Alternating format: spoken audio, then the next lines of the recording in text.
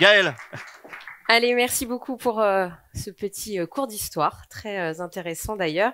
On n'a pas parlé de tirer au pigeon d'ailleurs, hein. C'était en 1924. On y viendra peut-être ou pas. Bon, il n'y a pas que Teddy Riner ou Kylian Mbappé, même si on est dans son stade ici dans le sport. Il y a des disciplines moins médiatisées, des athlètes moins connus qui peuvent aussi porter efficacement des messages et être les ambassadeurs de vos marques en faisant preuve, là encore, d'originalité et de créativité. On va maintenant accueillir l'une des grandes espoirs de l'équipe de France de triathlon. Elle s'appelle Émilie Morier. Elle est accompagnée par Vincent Groslo qui a lancé le fonds de dotation Respect.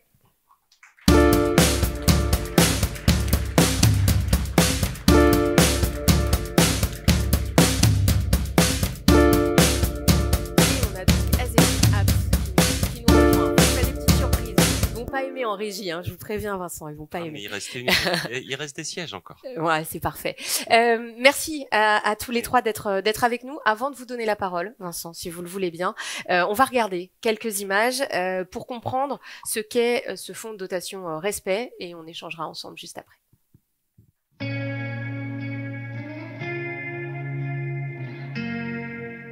Nous, notre engagement, il est de faire bouger les lignes. On voit bien qu'il y a un déficit d'accompagnement de nos sportifs, mais d'une manière générale des personnes qui en ont besoin.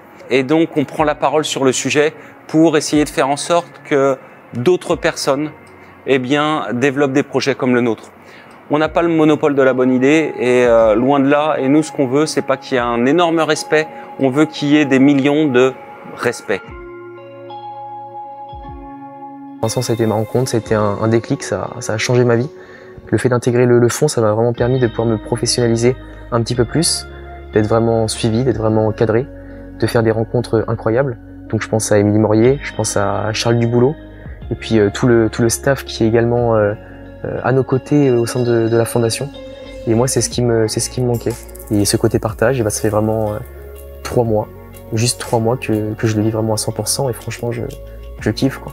Vincent m'a proposé un projet pour faire du triathlon longue distance avec un accompagnement en fait personnalisable à 100% et il m'a fait comprendre que rien n'est impossible, que si j'avais des demandes, je lui exposais et qu'après on en discutait. Donc c'était en fait pour moi une occasion de faire une recette à la Émilie Morier à 100%. L'engagement, c'est de créer une aventure, c'est de créer une histoire commune et c'est d'embarquer. C'est vraiment d'embarquer tout le monde avec nous et de leur redonner. Si on fait bien le job, dans les 3 ans, moi c'est mon engagement, c'est mon objectif, c'est mon ambition pour eux. En 3 ans, on doit faire en sorte qu'ils soient capables d'être autonomes.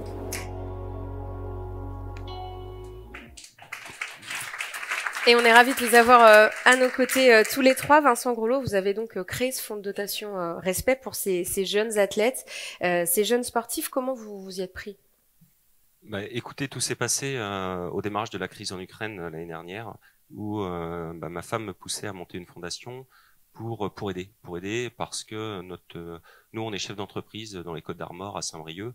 On a laissé une trace économique, mais on voulait chercher à développer une autre occasion de laisser une trace beaucoup plus vertueuse, beaucoup plus bienveillante.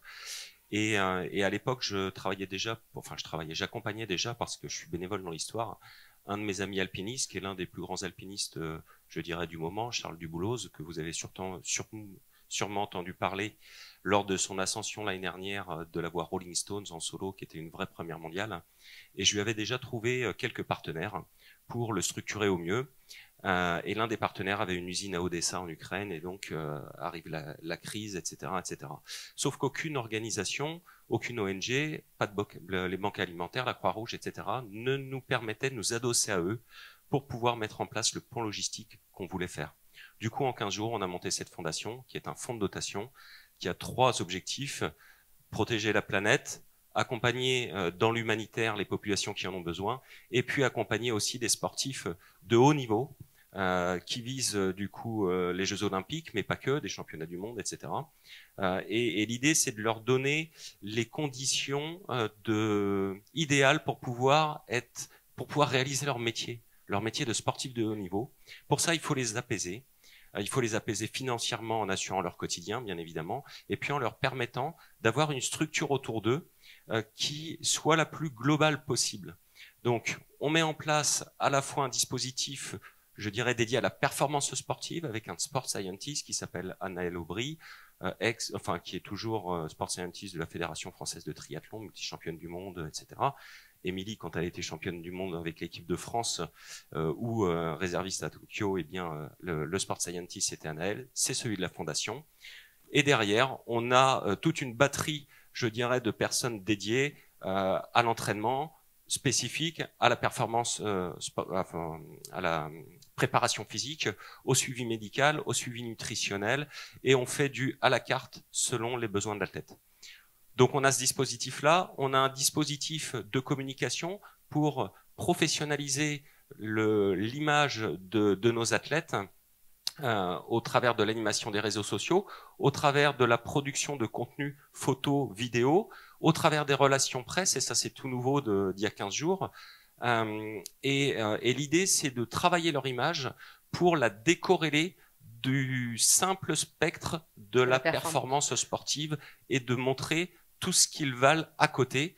Et l'idée, eh bien derrière, c'est de mettre en place et de mettre à disposition tout ce contenu-là auprès des marques qui vont devenir partenaires. Parce que derrière, in fine, forcément, on leur cherche des partenaires financiers parce que y a des coûts et du coup, il faut bien les couvrir. Et qu'ils ont besoin de... On va leur donner la parole, vous voulez bien, Vincent, qu'on les écoute. Émilie, notamment, je vous laisse prendre un micro. Vous l'avez dit, Vincent, vous étiez réserviste aux Jeux de Tokyo, l'un des grands espoirs du triathlon. Qu'est-ce que change cet accompagnement très très large pour vous, hein, pas seulement sportif, on l'a entendu, mais aussi dans tous les domaines dont vous avez besoin?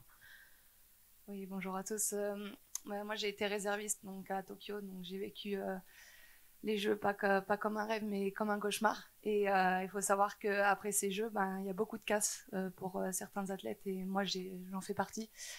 Beaucoup un corps sain, un esprit sain, là on n'y était pas du tout, et sportif de haut niveau, je pense que c'était ma voie, mais à ce moment là j'y croyais plus, et voilà, un appel comme Vincent m'a permis de rebondir. Je pense qu'on peut appeler ça un rebond, et m'a permis de faire un programme à la carte. Et ça, c'était, en fait, je voulais pas recommencer ce circuit en étant toute seule. J'ai bénéficié, en fait, d'un circuit fédéral et je voulais pas repartir dans ce chemin-là. C'est ce que j'allais dire, le circuit fédéral, la fédération vous accompagne pas suffisamment dans ce chemin-là d'une quête, déjà d'une qualif olympique? Si, je peux pas dire qu'elle m'a pas accompagnée parce qu'elle m'a formée. Mais aujourd'hui, j'avais besoin de faire mon projet, reprendre mon projet en main, de choisir en fait les personnes ressources avec laquelle je voulais travailler, et ça c'était pas forcément bien vu, donc j'avais du mal à repartir, sachant que j'étais pas complètement heureuse en fait, et je voulais pas mettre une vie perso de côté, je voulais pas, il y avait plein de choix comme ça, et Vincent m'a dit non, c'est possible, on va le faire, et voilà, j'ai mis quelques mois à comprendre que j'allais repartir, et Paris, pour moi, ça va pas être possible parce que j'ai perdu aussi 1 an et demi avec des problèmes de santé. Mais par contre, les Jeux de Los Angeles 28, c'est pas si loin finalement. Non, c'est pas si loin, mais ça nécessite une confiance en soi en fait à reconstruire petit à petit. Ça prend pas 1 ou 2 mois, ça prend des années. Un petit mot avec Azzedine, puisqu'il est avec nous, candidat à une médaille olympique sur 1500 mètres à Paris, on l'espère. C'est pas fait encore, hein, la qualif est pas en poche, j'imagine, mais avec cet encadrement-là, vous vous sentez plus fort aujourd'hui pour aller déjà décrocher un quota et ensuite participer aux Jeux? Je me présente, Azdinab, je suis athlète en équipe de France, c'est remis 500 mètres. J'ai participé aux Jeux olympiques de Tokyo en 2021 et là je prépare Paris 2024. Vincent, il m'a permis vraiment d'être encore plus professionnel, de préparer en mieux les Jeux de Paris. Et on voit les résultats aujourd'hui. Je suis passé de 24e mondial et aujourd'hui je suis 6e. Je suis déjà En combien de temps? En 3 mois. Voilà. Et ça, pourquoi il n'a pas changé son entraînement? Il a le même coach, il a le même niveau d'entraînement, etc. Par contre, il y a des déblocages mentaux derrière parce qu'ils sont apaisés, parce qu'ils se sentent soutenus, parce que derrière eux, ils ont des partenaires, ils ont des marques qui sont extrêmement engagés, mais pas engagés juste à signer un chèque, hein, engagés émotionnellement. émotionnellement. Et nous, ça, on insiste énormément là-dessus.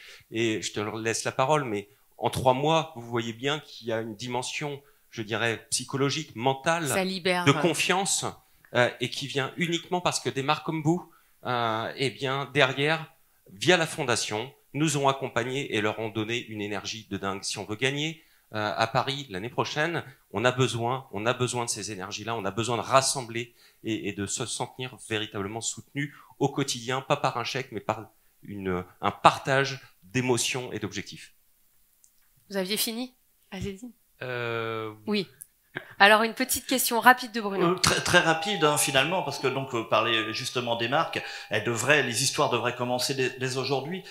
Justement, qu'est-ce que, selon vous, quels seraient vos atouts par rapport à des athlètes du top 10, puisque vous êtes avec un peu moins de notoriété pour une marque? Qu'est-ce que vous pourriez apporter de plus? Quelle créativité, finalement, vous pourriez apporter de plus, selon vous, à une marque?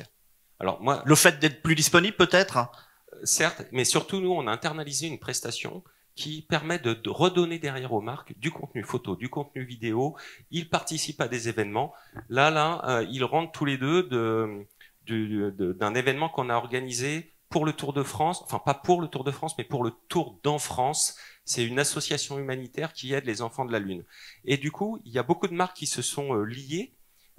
Et donc on participe à l'événement, on met en place une collecte, et donc eux derrière ils s'engagent pour créer pour leur marque partenaire. Et donc là en l'occurrence c'était une des marques partenaires d'Émilie Morier qui était l'organisatrice de cet événement-là. Et ben nous on vient avec des athlètes, qu'ils soient je dirais sponsorisés ou accompagnés par le partenaire ou pas en question. On va derrière faire un vrai retour et on donne de la visibilité et de l'audience à ces marques-là. Donc, on est capable d'avoir un rayonnement de communication derrière et surtout, il y a un vrai engagement des athlètes qui ont envie de rendre l'appareil à ceux qui nous soutiennent. Un mot, Émilie, peut-être de cet engagement, justement, autour de causes et de sens. Ouais, j'aimerais bien répondre à ta question parce que je pense que c'est en fait, j'ai envie de dire aux marques, venez, parce qu'en fait, il y a une réelle histoire, il y a des conditions qu'on connaît pas, des fois on est tout seul dans notre projet, et en fait rien que d'avoir un peu une confiance et des marques qui nous suivent, mais par rapport au résultat avec Azedine on l'a vu, enfin il y a un réel progrès et cette évolution, mais je pense qu'elle est au niveau médiatique, si on peut la mettre en lumière, rien que voir cette progression, puis même en fait on galère tellement que les jeunes ils se rendent pas compte que sportif de haut niveau c'est 90% de galère. Et les 10% où, voilà, là ça brille, là il faut filmer. Mais voilà, j'ai vraiment envie de montrer en fait que tu vas te prendre 10 échecs avant d'avoir ta première victoire. Et ça, il faut le filmer, quoi. Et j'aimerais bien que les marques puissent venir et nous aider. Oui, la com, elle est là, mais on aimerait être pas simplement 1 heure. Non, il faudrait que elle soit là tout le temps. Et c'est un réel échange en fait avec Elliot et Tanguy, et donc on se rend même pas compte que la caméra elle est avec nous parce que Vincent nous les met à disposition, mais pas sur une course, mais sur 3-4 courses dans l'année. C'est déjà une belle progression. Donc, merci Vincent. En tout cas, l'appel est lancé, je crois, l'appel d'Émilie, Azedine et Vincent. Merci beaucoup à tous les 3 d'être venus ce matin, de nous avoir présenté ce fonds de dotation. Respect, et on vous souhaite évidemment à tous les deux le meilleur pour les Jeux de 24 ou les Jeux de 28 ou les deux, hein, pourquoi pas, effectivement.